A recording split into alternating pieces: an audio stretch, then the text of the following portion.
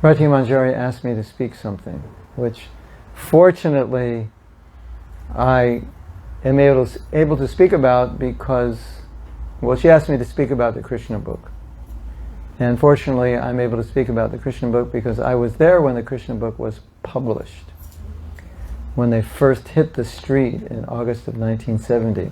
I was there, and I was also part of a Sankirtan party that was the first party in ISKCON to distribute Krsna Book in mass quantities. And I also wrote Prabhupada about the Krsna Book. And so, by Krishna's arrangement, I guess I'm the man for the job. Can I see it? I haven't seen the Dutch version, yeah. Deel 1. Deel 2. How do you say it? Part 1, part 2. Deel 1. Deel A. Ale.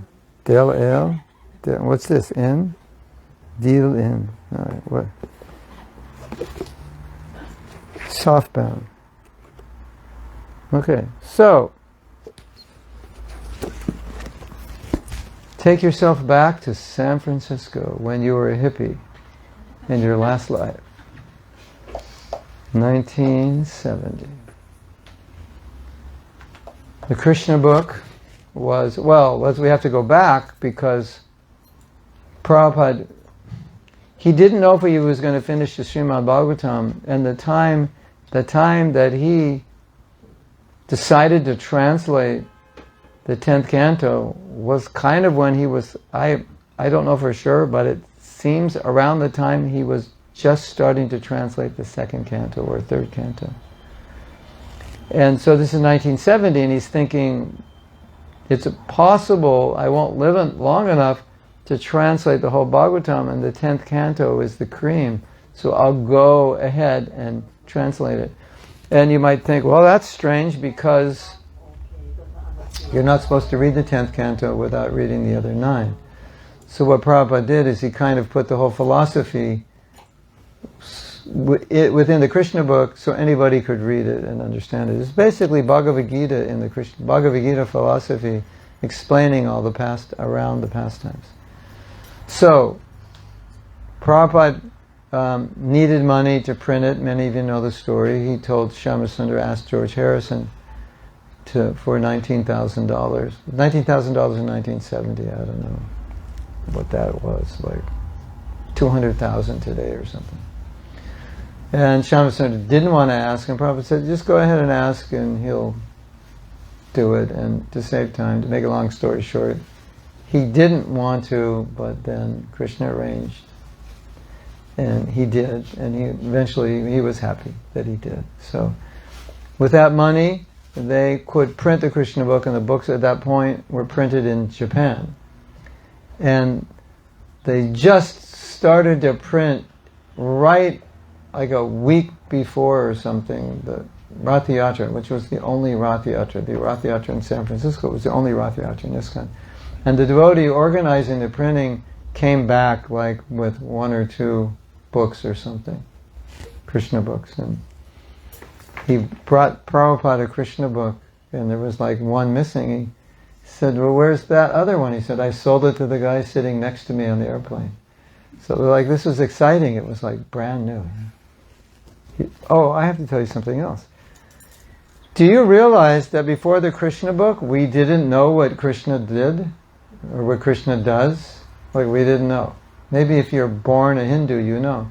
We did not know. We had Bhagavad Gita, 1st canto Bhagavatam, but we didn't have the 10th canto. So the only thing we knew Krishna did was what Prabhupada would tell us in a class. Other than that, we didn't know. Isn't that interesting?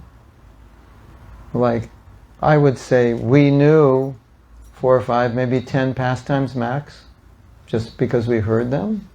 But other than that, we're worshipping Krishna, we don't even know who he is. Not in detail, anyway. So then the Krsna Book comes out. Those books were brought to the Rath Yatra, and they were like boom, boom, zoom, zoom, bang, bang. I don't know how many there were, like 40, they're all gone immediately. Now, and then subsequently they came. So every temple had boxes of Krishna books. But we only sold magazines on the street, and we never sold big books on the street. So we thought, if you go on the street and try to sell someone a Krishna book, they're not devotees, they won't take it. So we thought the Krishna book's only for devotees. So we never went out with it. And so the only people and the only place that the only people who bought the Krishna book were people who came to the temple. It's the only place we would sell Krishna book. And on a good Sunday feast, we'd sell 1 or 2. And if we had an extraordinary Sunday feast, we'd sell 3. And that was good, because all we were selling was, magazines and a few books here and there. So, one fine day, I think it was November, in Vancouver, Canada, I was the temple president. And I said, there was a holiday, and I said, why don't we take some Krishna books with us? It will be fun to show the books to people. And who knows, maybe someone will buy it. Although none of us believed anyone would buy it. So, we went door to door. It was a holiday, so we went house to house, everybody was home. We all put Krishna books in our bag. 1 or 2 Krishna books. And we started showing, like, who's that on the cover? Oh, that's God and his girlfriend. Okay. Or the hippies, they're on LSD, they're like, cool. That's God. Yeah, that's God. Cool. Other people are like, yeah, okay. Anyway, we would all go. The van would park at the corner, and each devotee would take a block. So when you finish your block, you're back where you started from, right? So we all went around, we all came back, nobody sold a book. And we're waiting for one devotee to come. He was the last one. Guess what happened? Take a guess what happened. He sold it? He sold a Krishna book. Haribo! Like the first Krishna book ever sold on the street in the history of Gaudiya Vaishnavism. And we went insane, because this is the first time big books were ever sold on the street. They were never sold like that. We went insane. And they were $8 in 1970. How much are these? Well, that depends. How much are they supposed to be? Well, Like 5 or something? no more. Normally there would be more. Like, I think, Narayani, how much are you? 8 euros. 8 euro each. For each, huh? Okay. How much So- is that? It's about like $9. Yeah, okay. But that's right, very nice Yeah. price. Yeah, so we were doing the same price 53 years ago. So it was more like $50, so. We were selling BTGs for 25 cents. And $8 is, if I do my math correctly, 32 times the price of a BTG. So it was a big jump. So that's why we thought nobody would be interested because they're not devotees, and who's going to pay that much money? And then he sold one. And when he sold one, I don't know what everyone else was feeling, but I was feeling everything has changed now. Like, this has changed the game. We can actually do this. And so what happened was, I think like maybe even a week or 10 days later, a devotee, he was a Canadian devotee, and he was in America, and he was coming back to Canada, and he came to our temple, and he was the most enthusiastic human being God ever created. And he would always say, we got to do something big for Prabhupada. So it's like, if you gave him a big idea, he was ready. What was his name? Thakur Haridas, or Haridas Thakur. Big, tall, overpowering, overly enthusiastic devotee. And so I said, Thakur Haridas, we went out and we actually sold a Krishna book door to door. He went ballistic, shot through the roof. He was like, oh my God, let's get out there and do this. So we decided we would go on traveling Sankirtan in the middle of the winter in Canada, which can get colder than it gets here. If you go up high, it's the same weather as Moscow. So we hit the road. And you know why one of the reasons we did this is because Prabhupada said, if you will go anywhere and everywhere to spread Krishna consciousness and not be concerned about where you live and how you eat or sleep, I will take the dust from your feet and put it on my head. We got a letter from Prabhupada to all the temples. He said that. Well, it was a quote and it was sent around. Could you imagine what you would do once you read that? So we had this Krsna Book thing in our head, like this is a game changer, we can actually distribute these on the street, and the quote from Prabhupada, just go anywhere. So what we did was, we were like, okay, fill the van with magazines, but fill it with Krsna books, like whatever we had, fill it up. And fill the gas tank up with enough petrol to get to the next city, and don't take any money. Because if we take any money, then we can stay somewhere. So we said, we said, we don't want to have any money, because that way we won't know where we're going to stay and how we're going to eat. You know, Hare Krishna. Welcome to ISKCON 1970. I could tell you other crazy stories, but we'll save that for another class. So we went out into the midnight. We arrived in the next town at 8 midnight in the middle of winter in Canada. And in those days, the only Sankirtan was you would go out on the street and chant. And then some devotees would distribute books. Nobody just went distributing books. That was the preaching. It was basically that in Rath Yatra. You just go out, Hare Krishna, and you just sit on the street and everybody walks by and ignores you, and you try to sell magazines. That was the basic program. And you do that like 8 hours a day. Hare Krishna. That it was blissful. Sometimes, yeah. No, it was always blissful. So, we're out on the street. It's a small town. It's 8 o'clock at night. I don't know, November, something, middle of the winter. We didn't know what to do. We didn't have any money. Didn't know where to go, who to meet. So we just went out on the street. Hare Krishna. You look that way, there's nobody. You look that way, there's nobody. Finally, somebody comes up. And he was drunk. Hey, how are you doing out here? And Thakur Haridas, he goes up to the drunk. And we're all chanting, we're thinking, Thakur Haridas is nuts. And he's pulling out a Krsna book. He's like 8 feet tall, so he's looking down, down on you with this Krsna book, and the person's looking up like that. And we're thinking, Thakur Haridas, you're crazy. You're preaching to a drunk guy at 8 o'clock at night in a town, and he's the only one on the street.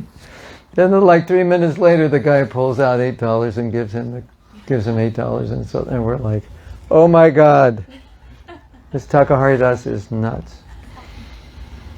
And now what to do? So we drive around and we find there's a hostel, and we go in, and come in, it's all free, and they looked like a brahmacharya ashram and had bunk beds, and they go, what do you want for breakfast? We told them, they go, okay, we'll make it.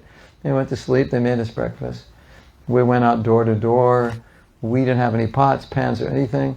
So we're begging vegetables and pots and pans, because we wanted to go with nothing, because that way we could depend on Krishna. And then we went, and we met a lady, and she was like the aunt of a devotee in Vancouver. She goes, here, take these pots and take these spoons. So we had everything we needed. And then we went off to the next city, and we just went back on the street. And then Thakur Haridas would go out, and every day he'd sell like 1 or 2 or 3 Krsna books, which was 1 or 2 or 3 more than any other Sankirtan devotee in this side of Brahmaloka has ever sold outside the temple. So we were looking at this. We'd sell 1 once in a while. We were looking at this and we're thinking, this is crazy. this is crazy. So and he was addicted. He got addicted to selling Krishna books. It was like, he just like, let me out, let me out. You know, we're chanting around, let me out. he was like, he got so high from selling Krishna books. The first Krishna book I sold, I got so excited, I couldn't find my way back to the van. And it was only a block away. It's like, I sold a Krishna book, Because it was like, we didn't think we could do it. It was like, I don't know, so much reciprocation coming from Prabhupada. So, one night, we laid out our sleeping bags, and the tradition was you would boil hot milk.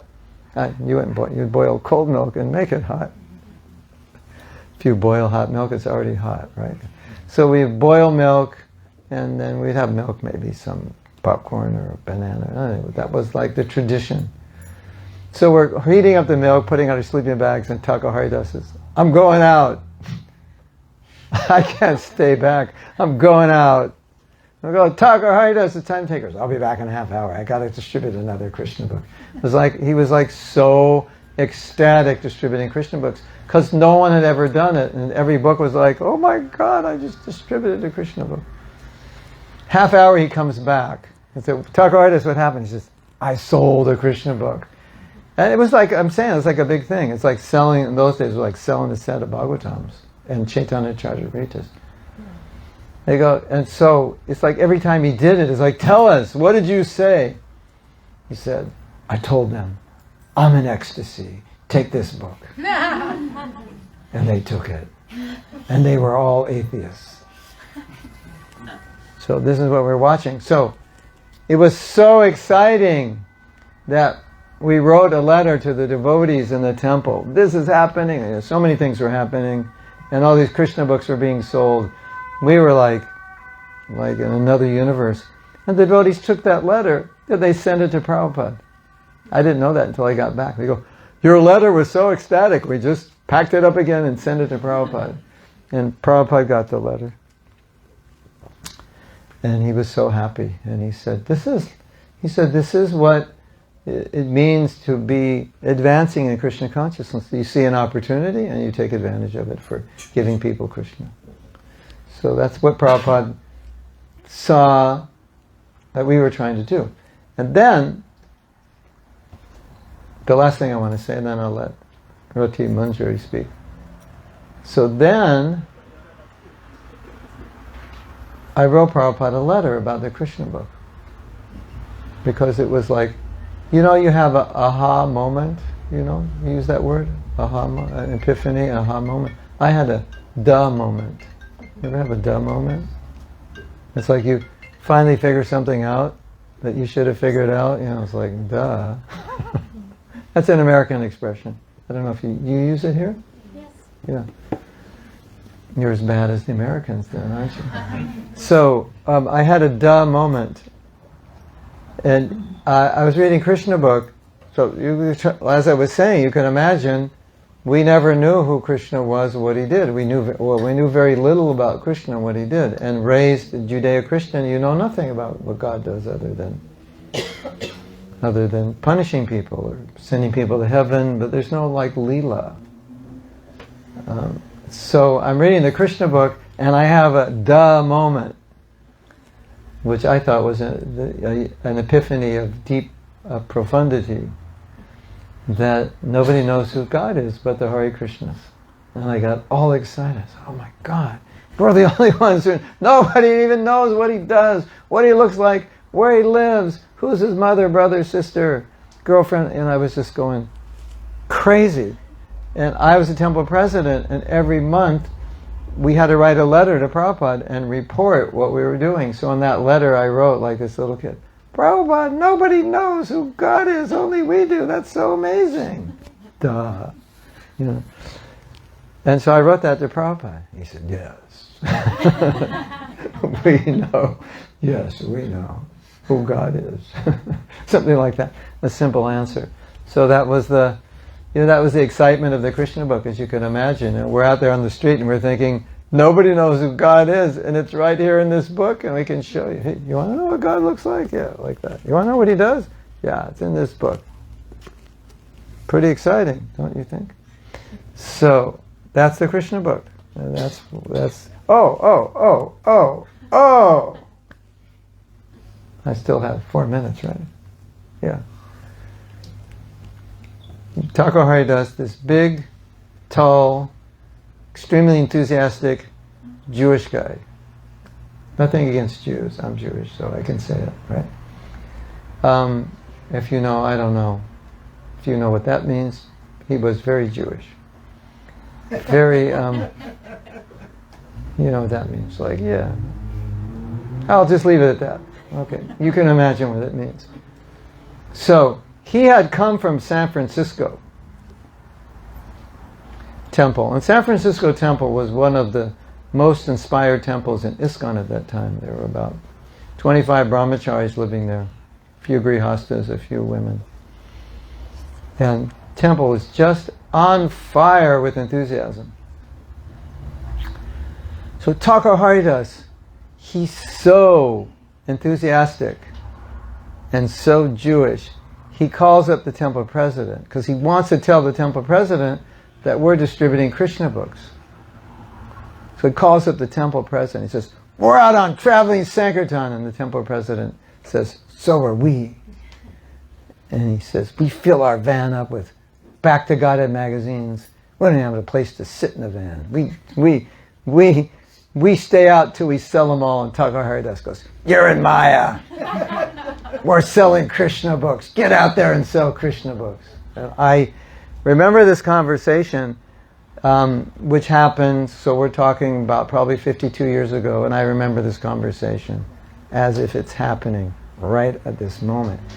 And somehow or other, Krishna inspired me to think this is a monumental conversation, because the distribution of Krishna books, it skyrocketed after this conversation, because it was like intimidation, you know. He's intimidated. You're in Maya, you're just distributing Back to God. You should be carrying Krishna books. And the temple president had a brother who was the president or the leader in Los Angeles, so he got intimidated. They started doing it. They realized they could do it, and he called his brother, and then it just... Then all of a sudden, you know, it was like everyone started distributing Krishna books. It was a thing. And devotees would like go to the petrol station and they'd fill up, and these days you pay after, and then they'd say, you know, I can't find any money, but I can give you this book. It's worth $8. And they're like, well, what am I going to do? You know, you can't pay. They would take the book. You know, it was just like everywhere you go shopping, you'd be in the line. Have you seen this book? It was like everybody went nutwallas, if you know what that means. They went crazy to distribute Krishna books. So that's the history. That's how it all happened. Thakur Haridas intimidating the temple president of San Francisco after he discovered how to do it on this traveling Sankirtan party. And I will end with an interesting figure. This will sound really kind of funny to you. But that month, you know, like I said, the average temple would distribute like a Krishna book every once, maybe one a month at a Sunday feast. That was kind of like normal. That month we distributed 60 Krishna books, which was the ISKCON world's record for Krishna book distribution. You know, nowadays people distribute 60 in an hour or something, isn't it? There's a devotee in America, I don't know what planet he's from, but he's like goes out and distributes thousands of books in a day. I don't know how he does it. So that was 60 in 1970 or 71, and that was the world's record of Krishna book distribution. So we've come a long way, but we give you some perspective. Okay, so I'm going to turn it over. Yes? I'd like to share something about the power of the Krishna book. Okay. In 1972, a friend of mine who was under the influence at the time read Krishna book. Oh. All night through. Oh. The next morning, he moved into the Philadelphia temple. Whoa. The first one out of our crew to move into the temple. Wow. Hare Krishna. Watch out. When those 14,000 Krishna books get out there, better get some more dhotis and saris ready for them. Hare Krishna. Thank you very much. Srila Prabhupada ki jai.